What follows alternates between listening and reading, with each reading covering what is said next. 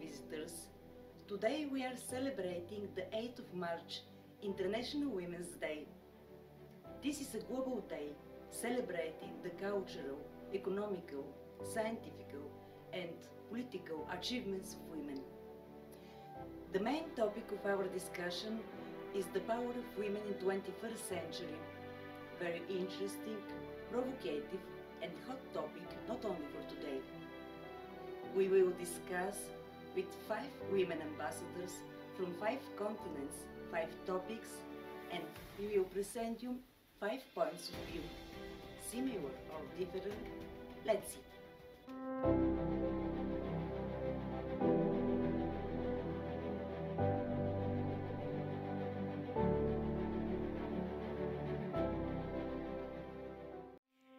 Ambassador Maria Edileuza Fontenele Reis is an experienced career diplomat. She assumed her post as ambassador of the Federative Republic of Brazil to the Republic of Bulgaria after serving as the permanent delegate to Brazil to UNESCO. She has also held high-level positions in the Ministry of Foreign Affairs in Brazil, among which Undersecretary for Asian Affairs and Multi-Regional Mechanisms, Brazilian Sherpa to BRICS, Brazilian High-Level Officer for the Forum for East Asia-Latin America Cooperation, Regional Coordinator for the South America-Africa Forum and the South America-Arab Country Forum, and Director General of the Department of European Affairs. Her Excellency holds a master's degree in International Relations and PhD in International Relations and Diplomacy. She is a published author with an extensive bibliography and speaks 6 languages.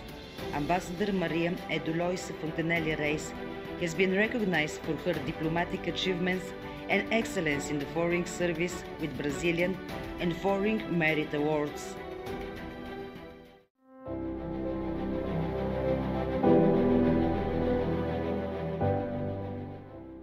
I would like every single girl, every single woman to have in mind that her place is where she wants to be.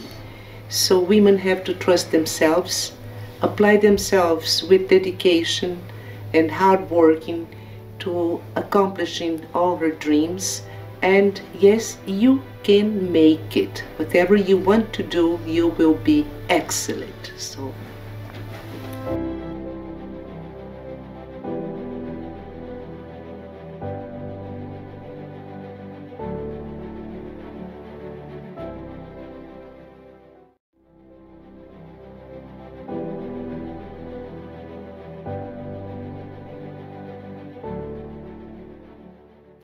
Let's start with our first topic, the power of women in diplomacy. Your Excellencies, as women ambassadors, could you share with us your profession, your professional duties, challenges and perspectives? And let's speak a little bit more regarding the cultural diplomacy in 21st century.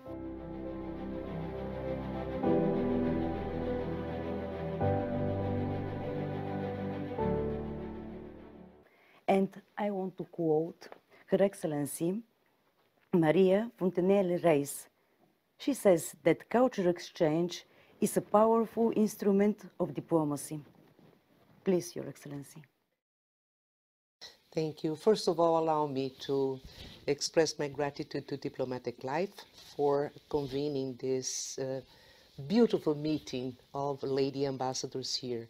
The picture we see today with, we only have here 5 women ambassadors, but we are more than that here in Bulgaria. I think we are more than 20. But just to look at this picture now is something that a few decades ago would be unimaginable. Yeah. You could never think about having a woman as ambassador of Brazil, a woman as ambassador of Morocco, a woman as, you know, from all of our countries. It's something really remarkable. So I think we are all very proud of the work we are doing here, of the careers we have. In my country, we have a long diplomatic tradition. The first woman to enter our career was Berta Lutz, was Maria Ribeiro in 1918. This is really a long time ago, but unfortunately, we didn't keep the same trend, you know, so we go sort of back and forth. She didn't construct a career. We also had a very important woman in our delegation to the writing of the United Nations Charter, and it's thanks to her that women were included as the human beings as they are mentioned throughout the declaration. Talking about diplomacy as a tool, a very important tool of communication, of interaction, as a very important tool of diplomatic relations, I would like to highlight the importance, especially today, of the promotion of the soft power of our musics, of our literature, of our cinema. We have so many different cultural expressions that are, I think, very efficient in bringing people together, as contrary to hard power, which is something that creates resentment, creates animosity among peoples. Culture is something that promotes the best of our souls, the best of our nations, the best of our peoples. And I believe that it is for this reason that cultural exchange is maybe one of the most efficient diplomatic tools we can use to promote peace and a better understanding. Thank you.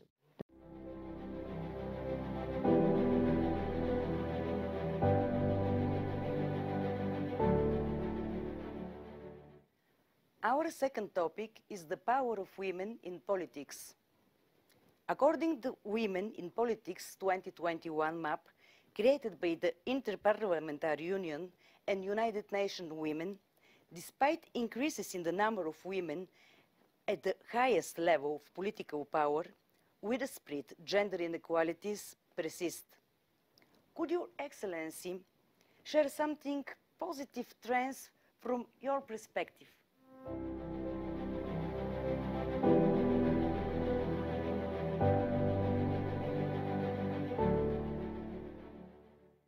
And for the first time in 200 Brazilian independent history, Dilma Rousseff is the first woman president.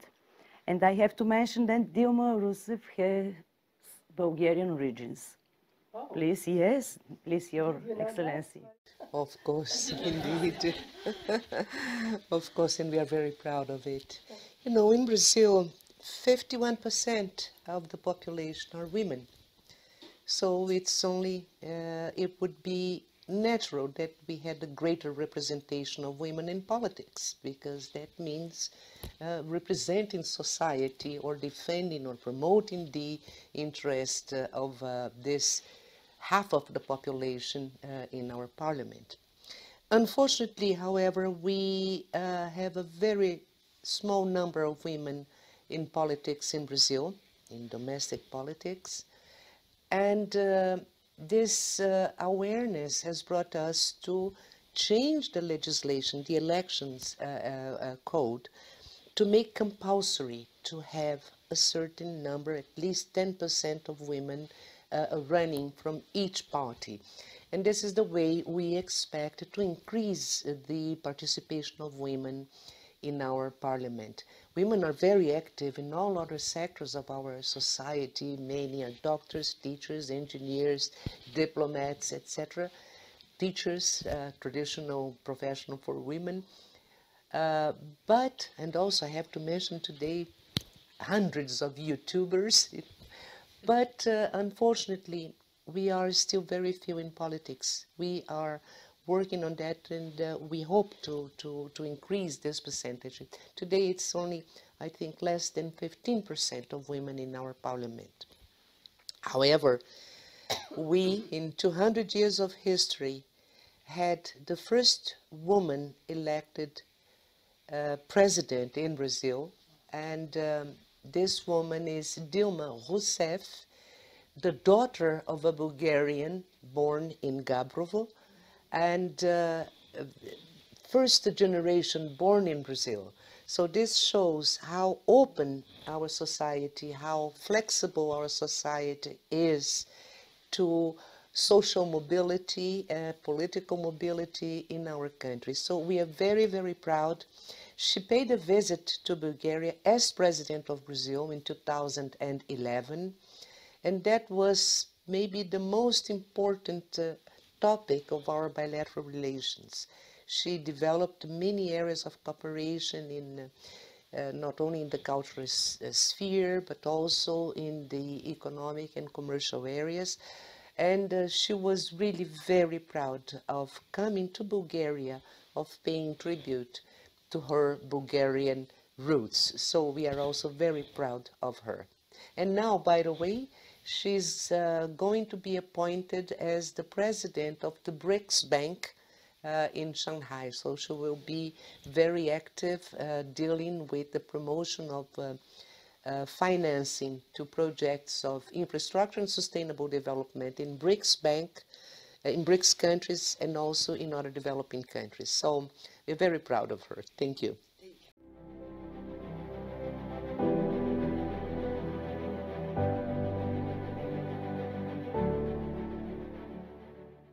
Our next topic is women in business, advantages, challenges and opportunities.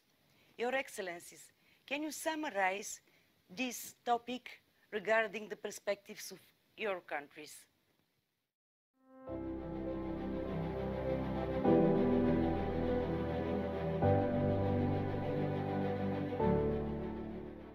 And speaking about the power of women in business, for the first time in Brazil, history of Brazil, the presidents of the most important public banks are women. Please, Your Excellency, tell us more regarding this topic. Thank you very much for raising this point. We have a new government has just been inaugurated in Brazil. President Lula was elected for a new mandate now, his third mandate. He has always given a very special attention to the promotion of women. And he was the one that indicated Dilma Rousseff to run as president, for the post of president, replacing him at the end of his mandate. So he made of it a point to have as many women as possible, because there also have to be coalitions and compositions and taking into consideration different political interests. But he, for the first time, appointed the president of Banco do Brasil, a woman, and also for our saving bank, which is Caixa Econômica. Also, he appointed Dilma Rousseff as the Brazilian president of the BRICS Bank. So I think those are very good examples that we hope will be inspiring for private companies. Many Brazilian women are very active in the business area, business sector, in trade and investment, etc., but very few have the high posts in big companies, like CEOs of big companies. But I think that good examples like the ones I have just mentioned will be very inspiring for the future. We hope so.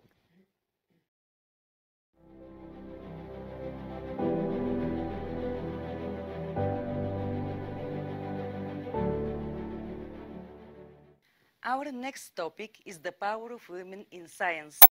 According to UNESCO Institute for Statistic Data, less than 30% of the world's researchers are women. UNESCO chief Audrey Azoulay observed that even today, in the 21st century, women and girls are being sidelined in science, related fields due to their gender. How can we indeed reduce the gender gap in science?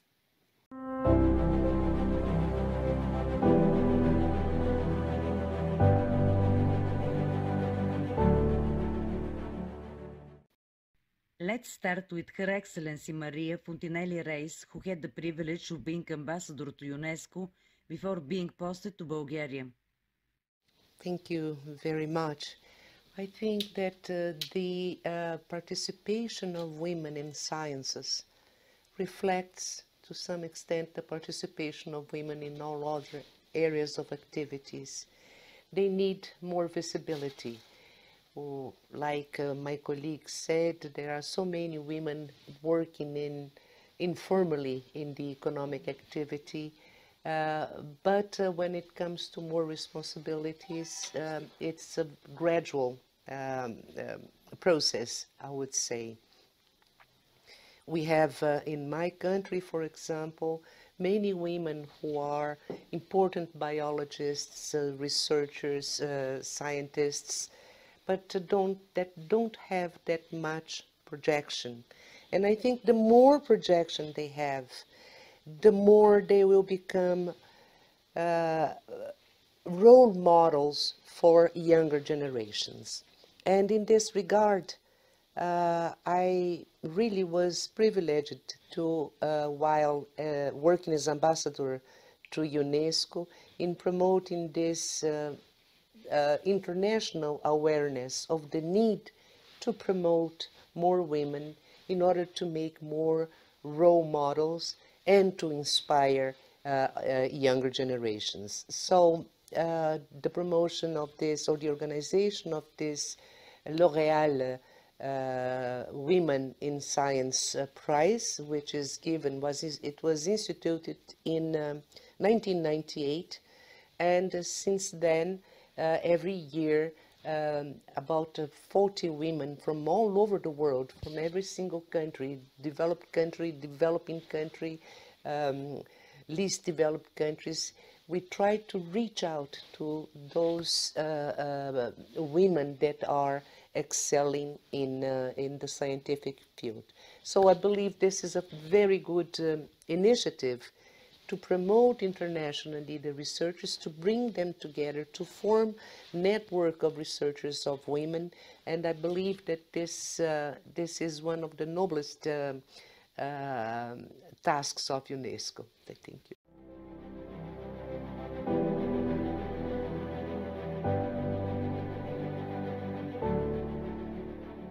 And our last topic is the power of women in sport. Regarding the International Olympic Committee, fostering gender equality and strengthening women's empowerment in and through sport is also at the core of the mission of IOC. Could you share with us some good examples regarding the involvement of the women in the sports movement?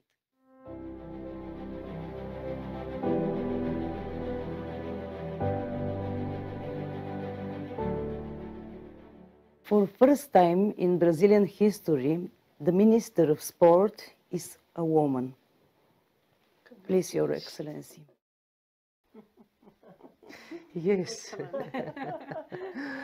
first time, and we are very proud of that.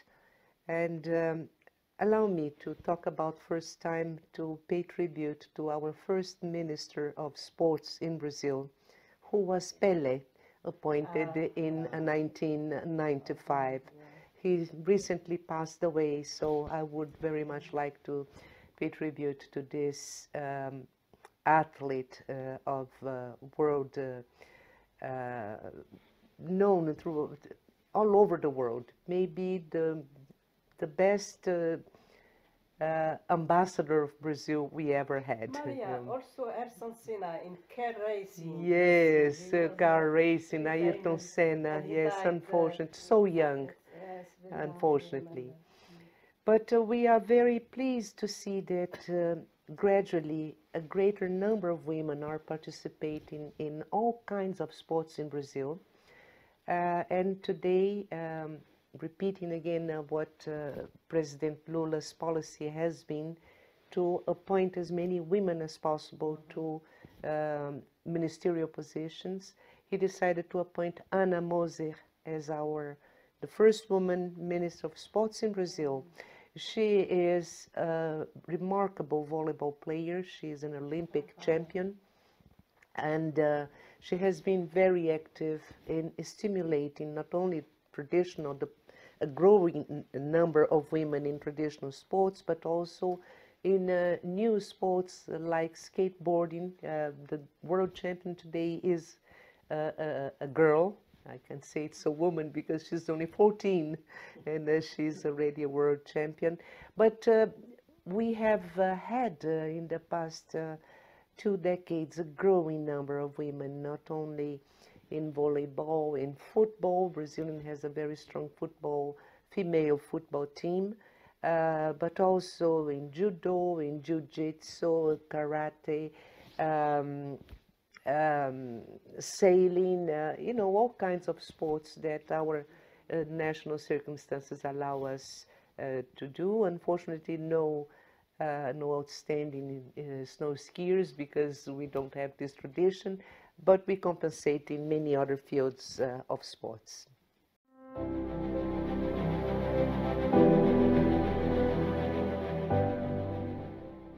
I would like every single girl, every single woman to have in mind that her place is where she wants to be.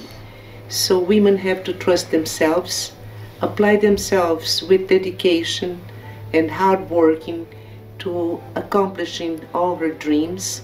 And yes, you can make it. Whatever you want to do, you will be excellent. So.